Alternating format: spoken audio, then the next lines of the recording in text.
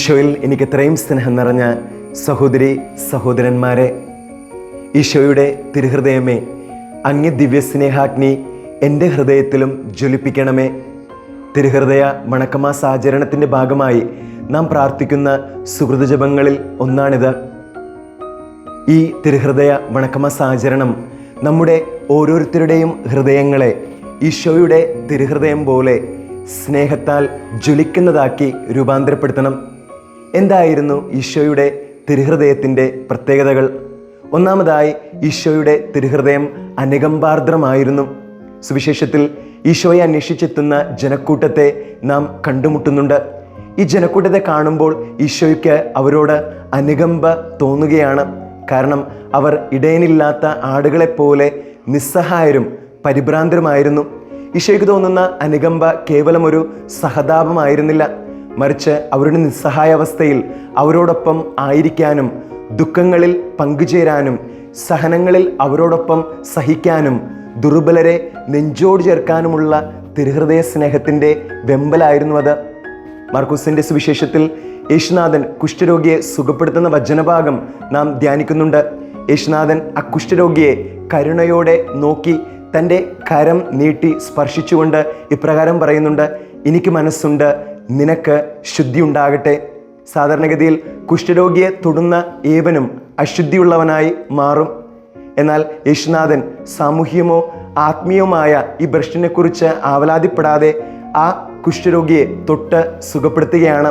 അനുകമ്പാർദ്രമായ ഈശോയുടെ തിരുഹൃദയ സ്നേഹത്തിൻ്റെ ഏറ്റവും വലിയ അടയാളമായിരുന്നു ഇത്. രണ്ടാമതായിട്ട്, ഈശോയുടെ തിരുഹൃദയം ആരെയും വിധിച്ചില്ല. ഈശോയുടെ തിരുഹൃദയം ഒരിക്കലും ഒരാളെയും വിധിച്ച് മാറ്റി നിർത്തിയില്ല. ചുങ്കക്കാരനായ സക്കേവൂസും മത്തായിയുമൊക്കെ ഈ തിരുഹൃദയ സ്നേഹത്തിൻ്റെ ചൂട് അനുഭവിച്ചവരാണ്. യോഹന്നാന്റെ സുവിശേഷത്തിൽ വ്യഭിചാരത്തിൽ പിടിക്കപ്പെടുന്ന സ്ത്രീയുടെ അനുഭവം നാം വായിക്കുന്നുണ്ട്.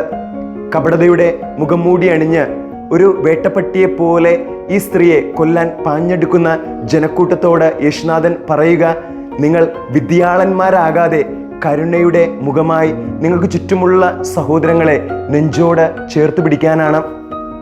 മൂന്നാമതായിട്ട് നാം കാണുക, ഈശോയുടെ തിരുഹൃദയം കാൽവരിയിൽ പിളർക്കപ്പെടുന്നുണ്ട്. പടയാളികൾ ഒരുവൻ ഈശോയുടെ ഹൃദയം പിളർക്കുന്നത് അവൻ്റെ മരണത്തുറപ്പിക്കാനായിരുന്നു. എന്നാൽ തിരുഹൃദയത്തിൽ നിന്ന് നിർഗളിക്കുക വെറുപ്പിൻ്റെയോ വിദ്വേഷത്തിൻ്റെയോ പരാതികളുടെയോ പ്രവാഹമായിരുന്നില്ല, മറിച്ച് കരുണയുടെയും സാന്ത്വനത്തിൻ്റെയും ആശ്വാസത്തിൻ്റെയും ജീവജലമായിരുന്നു. സ്നേഹമുള്ളവരെ, ഇന്നിൻ്റെ ഏറ്റവും വലിയ പ്രശ്നമെന്ന് പറയുന്നത് സ്നേഹവും കരുണയുമില്ലാത്ത മന്ദീഭവിച്ച ഹൃദയങ്ങൾ നമുക്ക് ചുറ്റും കൂടിക്കൂടി വരുന്നു എന്നതാണ്. ഈ തിരുഹൃദയ മാസാചരണം നമ്മുടെ ഓരോരുത്തരുടെയും ഹൃദയങ്ങളെ ഈശോയുടെ തിരുഹൃദയം പോലെ രൂപാന്തരപ്പെടുത്തണം. ഈ തിരുഹൃദയ മാസാചരണത്തിൽ നമുക്ക് നമ്മുടെ ഹൃദയത്തെ ഈശോയുടെ തിരുഹൃദയത്തോട് ചേർത്ത് വയ്ക്കാം.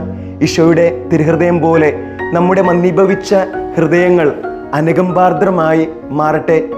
നമുക്ക് ചുറ്റുമുള്ള സഹോദരങ്ങളെ വിധിക്കാതെ അവർക്ക് സ്നേഹത്തിൻ്റെയും കരുണയുടെയും സാന്ത്വനത്തിൻ്റെയും ജീവജലമായി അവരുടെ ജീവിതങ്ങളിലേക്ക് നമുക്ക് കടന്നു ചെല്ലാം. ഈശോയുടെ തിരുഹൃദയം നമ്മെ ഓരോരുത്തരെയും അനുഗ്രഹിക്കട്ടെ. ആമേൻ.